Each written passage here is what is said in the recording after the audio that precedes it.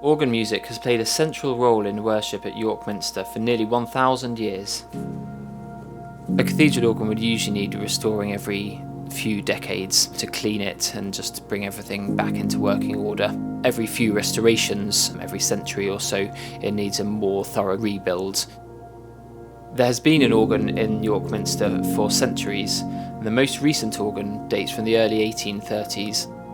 In 1829, a fire started deliberately and destroyed the previous instrument, which had been in place since the 17th century. A new organ was built in the early 1830s, and this instrument was restored again in 1903 to form the organ we see and hear today.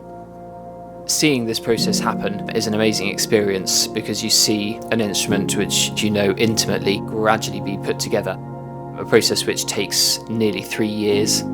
At the end of that, suddenly you have the whole instrument back in fine working order. The instrument has also been involved in helping to mark many historic moments at the Minster.